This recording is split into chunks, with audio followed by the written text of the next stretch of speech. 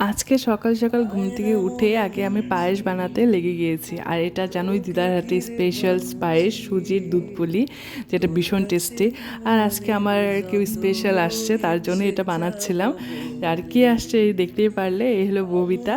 এই আমার অনেক ক্লোজ ফ্রেন্ড বলতে পারো। এর সাথে আমার পরিচয় হয়েছে গ্র্যাজুয়েশন থেকে। হ্যাঁ, এই 3-4 বছর যে ওর সাথে আমি এতটা ক্লোজ হয়ে গেছিলাম, আমি ভাবতেই পারি না যে ও আমার এত ভালো বন্ধু হয়ে উঠবে।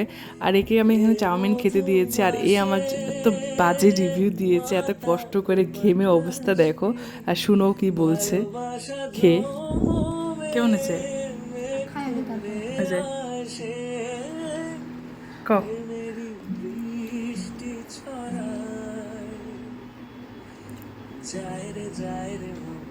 লবণ কম আছে, ঝাল বেশি আছে, হুম।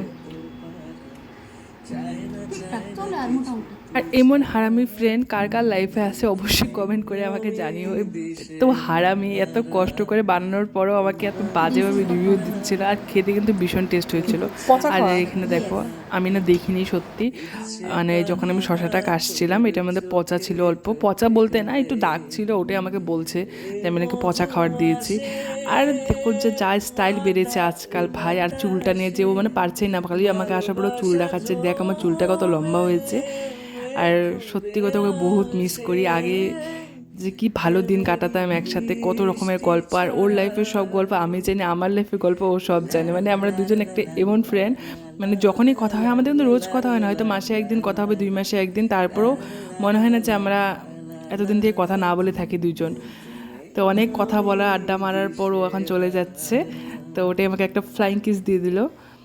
আর ও ভীষণ, মানে ভীষণই ভালো। আমি ওর বিষয়ে কি বলবো, আর বলার মতন কিচ্ছু নেই, যত বলবো অত কম। তো ঠিক আছে, জলদি আসিস, আবার দেখা হবে ববিতা। যাই হোক, তারপর ও যাওয়ার পরে আমি ঘরের কাজ করে স্নান টান করে বম্মার ঘরে চলে গেছিলাম, কেন বম্মা আজকে দুপুরে আমাকে খেতে ডাকছিল ওখানে। এটা ছিল জন্মাষ্টমী পরের দিন, তার জন্য বম্মা এখানে আমাকে রোজই, মানে প্রত্যেক বছরই আমাদেরকে খেতে ডাকে দুপুরে। তো এবার তো আমি একা, জানে বাকি আর কেউ নেই, তো আজকে ভেজই খাওয়ার হয়। এখানে সবজি ছিল, ভাজা ছিল, বড়া ছিল, ডাল ছিল, পনির আমি ভালোবাসি না, তার জন্য পনির করতে না বলেছিলাম বম্মাকে। তো বম্মার এখানে খাওয়া দাওয়া হয়ে গেছে, দেখো কমপ্লিট আমার খাওয়া দাওয়া।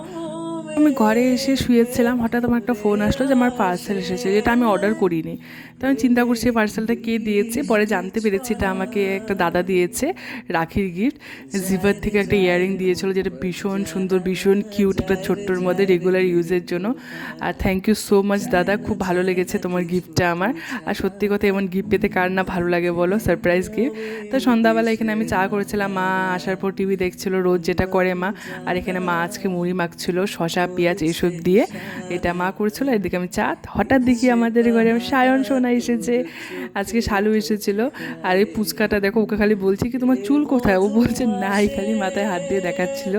আর আমার কী যে ভালো লাগে ও আসলে, মানে ঘরটা ভরে যায়, এত মানে খসরামি করে। দেখো আসার পর আমাদের ঘরে হাতা খুন্তি এগুলো সব নিয়েও খেলছিল, ওগুলোই নিয়ে খেলে যখনই আসে, ওর বাকি কোনো খেলার যদি দরকার নেই, আর বাসনপত্র নিয়ে খেলাখেলি করে। তো ও ছিল অনেকক্ষণ, তো ও চলে গেল, পরে আরেকটা এই যে পুচকি এসেছে, আমাদের বুই এসেছিল, এই এসে তো এখানে পকড় পকড় ওকে নিয়ে এন্টারটেনমেন্ট হয়ে যায় আমাদের সন্ধ্যাটা। তো আজকের ভিডিওটা এতটুকু ছিল, হোপসো তোমাদের ভালো লেগেছে।